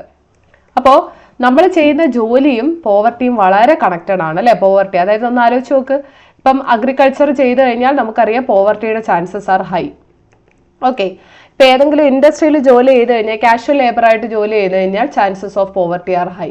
അതായത് ഇവിടെയൊക്കെ എന്ന് പറഞ്ഞു കഴിഞ്ഞാൽ നമുക്ക് ദരിദ്രരാവാനുള്ള ചാൻസുകൾ കൂടുതലാണ്. അതേസമയം നമ്മളിപ്പോൾ ഒരു ഗവൺമെന്റ് ജോലിയാണ് ചെയ്യുന്നതെന്ന് പറഞ്ഞാൽ നമ്മൾ പറയും ഓക്കെ, അവൻ്റെ കയ്യിൽ അത്യാവശ്യം പൈസ ഉണ്ടായിരിക്കും അല്ലേ. റിച്ച് ഒന്നും ആയില്ലെങ്കിൽ അവൻ്റെ കയ്യിൽ അത്യാവശ്യം പൈസ ഉണ്ടായിരിക്കും. അതല്ല നമ്മൾ സ്വന്തമായിട്ടൊരു ബിസിനസ് ചെയ്യുകയാണെന്നുണ്ടെങ്കിൽ, അത് നന്നായിട്ട് പോവുകയാണെന്നുണ്ടെങ്കിൽ നമുക്ക് പറയാം ഓക്കെ, അവൻ്റെ കയ്യിലും അത്യാവശ്യം പൈസ ഉണ്ടായിരിക്കും. സോ അങ്ങനെ നമ്മൾ ചെയ്യുന്ന ജോലിയും പോവർട്ടിയും ക്ലോസ്ലി കണക്റ്റഡ് ആണെന്നുള്ള കാര്യം ഓർത്തു വെച്ചിരിക്കുക. അപ്പോൾ അൺഎംപ്ലോയ്മെന്റ് അല്ലെങ്കിൽ അണ്ടർ എംപ്ലോയ്മെന്റ് എന്ന് പറഞ്ഞാൽ വേറൊന്നുമില്ല. ഇപ്പം നിങ്ങൾക്ക് ചിലപ്പോൾ ഡിഗ്രി ക്വാളിഫിക്കേഷൻ ഉണ്ടായിരിക്കും, പക്ഷേ നിങ്ങൾ ചെയ്യുന്ന ജോലി എന്ന് പറയുന്നത് മേ ബി ഒരു +2 അല്ലെങ്കിൽ 10കാരനോ ചെയ്യുന്ന ജോലിയാണെങ്കിൽ അതിനെയാണ് നമ്മൾ അണ്ടർ എംപ്ലോയ്മെന്റ് എന്ന് പറയുന്നത്. അതായത് നമുക്ക് കഴിവുണ്ട് അല്ലെ, നമുക്ക് ക്വാളിഫിക്കേഷൻ ഉണ്ട്, പക്ഷെ നമ്മൾ അതിൽ താഴെ ജോലി മാത്രമാണ് ചെയ്യുന്നത്. അതിനെയാണ് നമ്മൾ അണ്ടർ എംപ്ലോയ്മെന്റ് എന്ന് പറയുന്നത്. ഓക്കെ, അപ്പൊ അതൊക്കെ എന്ന് പറഞ്ഞാൽ പോവർട്ടി കൂട്ടുന്ന കാര്യങ്ങളാണെന്നുള്ള കാര്യം ഓർത്ത് വെച്ചിരിക്കുക. പിന്നെ നമുക്ക് ഇൻഡെപ്റ്റഡ്നെസ് ഓൾറെഡി നമ്മൾ പറഞ്ഞു കഴിഞ്ഞു, കടക്കെണി അല്ലെ, കടം ഉണ്ടാവുന്നതും മറ്റൊരു പ്രശ്നമാണ്. അപ്പൊ അതുപോലെ തന്നെ നിങ്ങൾക്ക് ഇപ്പോൾ ഒരു കാര്യം നോക്കിക്കഴിഞ്ഞാൽ മനസ്സിലാവും. ഇപ്പൊ നമ്മുടെ രാജ്യത്ത് വില കൂടിയ ഒരു കാർ, ഇപ്പൊ ഒരു ഓഡി കാർ എടുക്കാം. ഈ ഓഡി കാറിന് എപ്പോഴും ഇങ്ങനെ വില കൂടി വരുന്നതായിട്ട് നമുക്ക് കാണാൻ പറ്റത്തില്ല. ഓക്കെ, അതിനിങ്ങനെ വില കൂടുന്നതായിട്ട് കാണാൻ പറ്റില്ല. ഇപ്പൊ ഫോർ എക്സാമ്പിൾ 1 CR ആണെന്നുണ്ടെങ്കിൽ, 1 crore ആണെന്നുണ്ടെങ്കിൽ ആ 1 കോടി എന്നുള്ളത് അങ്ങനെ തന്നെ നിൽക്കുവാണെന്നിരിക്കട്ടെ. പക്ഷെ നമ്മുടെ സാധാരണ യൂസ് ചെയ്യുന്ന അരി, ഗോതമ്പ് അല്ലെങ്കിൽ നമുക്ക് ഏറ്റവും അത്യാവശ്യമായിട്ടുള്ള വേണ്ട സാധനങ്ങൾ, ഇതിന്റെ വില എപ്പോഴും ഇങ്ങനെ കൂടിയും കുറഞ്ഞും നിൽക്കുന്നതായിട്ട് നിങ്ങൾക്ക് കാണാൻ പറ്റും അല്ലേ. അപ്പൊ ലക്ഷറി ഗുഡ്സിന്റെ, ഇത്തരത്തിലുള്ള ലക്ഷറി സാധനങ്ങളുടെ വില കൂടുന്നില്ല. അതേസമയം നമുക്ക് ദൈനംദിന ആവശ്യങ്ങൾക്ക് വേണ്ട കാര്യങ്ങളുടെ വില കൂടുന്നതും നമുക്ക് കാണാൻ പറ്റും. ഇത് മോശമായിട്ട് ബാധിക്കുന്ന ഓഫ് കോഴ്സ് ആരെയായിരിക്കും? ലോവർ ഇൻകം ഗ്രൂപ്പുകളെ ആയിരിക്കത്തില്ലേ. അതായത് വലിയ ശമ്പളമൊന്നും ഇല്ലാത്ത ആൾക്കാരെ ആയിരിക്കും ഇത് അഫക്റ്റ് ചെയ്യാൻ പോകുന്നത്. ഓക്കെ, അതുപോലെ തന്നെ ഞാൻ പറഞ്ഞു നമ്മുടെ ഇന്ത്യയിൽ അംബാനിയുണ്ട്, അതുപോലെ തന്നെ ധാരാവിയിൽ താമസിക്കുന്ന ഏറ്റവും പാവപ്പെട്ട ആൾക്കാരും ഉണ്ട്. അപ്പൊ ഇൻകം പല ആൾക്കാരുടെ കയ്യിൽ പല രീതിയിലാണ് ഇരിക്കുന്നത് അല്ലെ. ഇപ്പൊ മുകേഷ് അംബാനിയുടെ കയ്യിൽ സമ്പാദ്യം ഇരിക്കുന്നത് പോലെ അല്ല ഒരു പാവപ്പെട്ടവന്റെ കയ്യിൽ ഇരിക്കുന്നത്. അപ്പൊ അതും നമ്മൾ ഈ പറയുന്നത് പോലെ പോവർട്ടിക്കുള്ളൊരു റീസൺ ആണ്. ഓക്കെ, അപ്പൊ 2 തരത്തിലുള്ള ആൾക്കാരാണ് ഇവിടെ ഉണ്ടാവുന്നത്. ഒന്നെന്ന് പറഞ്ഞാല് പ്രൊഡക്ഷൻ കൺട്രോൾ ചെയ്യുന്ന ആൾക്കാരും വെറുതെ ജോലി ചെയ്ത് നടക്കുന്ന ആൾക്കാരും, ഇങ്ങനെ രണ്ട് കൈൻഡ് ഓഫ് ആൾക്കാർ ഉണ്ടാവുന്നുണ്ട്. ഓക്കെ, അപ്പൊ ഈ പറയുന്ന പ്രൊഡക്ഷൻ കൺട്രോൾ ചെയ്യുന്ന ആൾക്കാരായിരിക്കും, വ്യവസായികളായിരിക്കും കൂടുതലും ഇൻകം. ഇപ്പം യൂസഫ് അലി ഒക്കെ ഉണ്ടല്ലോ കേരളത്തില്, രവിപിള്ള ഉണ്ട്. അപ്പൊ ഇവരൊക്കെ പറയുമ്പോൾ ഇവർക്ക് നല്ല ഇൻകം ഉണ്ടായിരിക്കും, ഇവരുടെ ജീവിത നിലവാരം വളരെ ബെറ്റർ ആയിരിക്കും. പക്ഷേ ഡെയിലി തൊഴിൽ ചെയ്തുകൊണ്ടിരിക്കുന്ന ആൾക്കാർക്ക് അത് ചെയ്തുകൊണ്ടിരിക്കാം എന്നുള്ളതല്ലാതെ അവരെന്താണ്, അവരൊക്കെ ഒരു ബെറ്റർ ആയിട്ടുള്ള, അവർ ജീവിച്ചു പോകാൻ വേണ്ടിയിട്ട് മാത്രം ജോലി ചെയ്യുകയാണ് അല്ലെ. അല്ലാതെ ഈ പറയുന്നത് പോലെ അവർക്കൊരു ബെറ്റർ ഇൻകം, ഒരു ഗുഡ് ഇൻകം എന്നുള്ളതിലേക്ക് അവരെത്തുന്നില്ല. അപ്പൊ അങ്ങനെയാണ് ഒരു 2 വിഭാഗം ഉണ്ടാകുന്നത്. അപ്പൊ നിങ്ങളൊക്കെ ഇനി ജോലി തേടി നടക്കുന്നവരാവാതെ എന്ത് ചെയ്യണം, 10 പേർക്ക് ജോലി കൊടുക്കാൻ പറ്റുന്ന ഒരു ഇൻസ്റ്റിറ്റ്യൂഷനോ സംഭവങ്ങളോ അല്ലെങ്കിൽ ഒരു ബിസിനസ്സോ ഒക്കെ സ്റ്റാർട്ട് ചെയ്യാൻ വേണ്ടിയിട്ടുള്ള ഒരു പക്വത നേടിയെടുക്കണം, എങ്കിലേ നമ്മുടെ നാട് രക്ഷപ്പെടത്തുള്ളൂ. അപ്പൊ അതിന്റെ ഒരു ഭാഗമായിട്ട് കുറച്ചു പേരുടെ കയ്യിൽ ഒരുപാട് പൈസയും വളരെ കുറച്ചു പേരുടെ കയ്യിൽ മാത്രം ഒരുപാട് പൈസയും ബാക്കി ഭൂരിഭാഗം പേരുടെ കയ്യിലും കുറച്ചു മാത്രം പൈസയും വരുന്നൊരു സിറ്റുവേഷൻ ആകുമ്പോഴാണ് ഈ ഒരു ഗ്യാപ്പ് കൂടുന്നത് അല്ലേ. നമ്മുടെ ഇന്ത്യയിൽ ഇൻകം ഇനേക്വാളിറ്റി ഭയങ്കര കൂടുതലാണ്. അതിന്റെ കാരണം എന്താണെന്ന് ചോദിച്ചു കഴിഞ്ഞാൽ ഇതാണ്, പൈസ ഉള്ളവന്റെ കയ്യിൽ ഭയങ്കര പൈസയാണ് അല്ലേ, പൈസ ഇല്ലാത്തവന്റെ കയ്യിൽ ഒരു പൈസയില്ല. അപ്പൊ പോവർട്ടി എന്ന് പറഞ്ഞാൽ ഒരു മൾട്ടി ഡയമെൻഷണൽ ചലഞ്ച് ആണെന്നുള്ള കാര്യം നിങ്ങൾ ഓർത്തു വെച്ചിരിക്കുക. അത് ഒരു ഒറ്റ കാരണം കൊണ്ടൊന്നും നമുക്ക് അതിനെ പറയാൻ പറ്റൂല. അതിന് പല മാനങ്ങളുണ്ട്, പല ഡയമെൻഷൻസിൽ നമുക്ക് പറയാം. അപ്പൊ എത്രയും പെട്ടെന്ന് ഒരു സൊല്യൂഷൻ കാണേണ്ട ഒരു പ്രോബ്ലം ആയിട്ടാണ് നമ്മൾ എന്തിനാ പറയുന്നത്, പോവർട്ടിയെ പറയുന്നത്. ഓക്കെ, അപ്പൊ അത്രയാണ് നമുക്ക് ഈ ക്ലാസ്സിൽ ഡിസ്കസ് ചെയ്യാനുള്ള. അപ്പൊ ഈ ക്ലാസ്സിൽ എന്തൊക്കെയാ പറഞ്ഞതെന്ന് ഞാൻ ഒന്നുകൂടെ പറഞ്ഞുതരാം. അപ്പോൾ നമ്മൾ ഫസ്റ്റ് പോവർട്ടി ലൈനിനെ കുറിച്ച് നോക്കി. അപ്പോൾ പോവർട്ടി ലൈനിൽ ഏറ്റവും ഇമ്പോർട്ടൻ്റ് ആയിട്ട് ആ 2 മെത്തേഡ്, അതുപോലെ തന്നെ നമ്മൾ പറഞ്ഞ സെന്റ് ഇൻഡെക്സ്, അതിൻ്റെ കാര്യമൊക്കെ നോക്കുക. Number of poor in India, head count ratio വളരെ ഇമ്പോർട്ടൻ്റ് ആണ്. അതുപോലെ തന്നെ ആരാണ് ഒഫീഷ്യൽ ഡേറ്റ പുറത്തുവിടുന്നത്, ഡേറ്റ കളക്ട് ചെയ്യുന്നത്, പിന്നെ അവിടെ ഉണ്ടായിട്ടുള്ള ചേഞ്ചസ്. ഇനി പോവർട്ടി ഉണ്ടാകുന്ന കാരണങ്ങൾ വളരെ ഇമ്പോർട്ടൻ്റ് ആണ്, എക്സാമിന് ചോദിക്കുന്നതാണ്. പിന്നെ ആ ഒരു British period, agriculture sector, casual labourers, SC ST അവരിലൊക്കെ ഉണ്ടാവുന്ന പോവർട്ടിയുടെ കാര്യങ്ങൾ. അപ്പോൾ ഇത്രയും കാര്യങ്ങൾ നോക്കുക, നന്നായിട്ട് പഠിക്കുക. സോ അത്രയേ ഉള്ളൂ. അടുത്ത ക്ലാസ്സിൽ പുതിയൊരു ടോപ്പിക്കുമായിട്ട് വരാം. Thank you.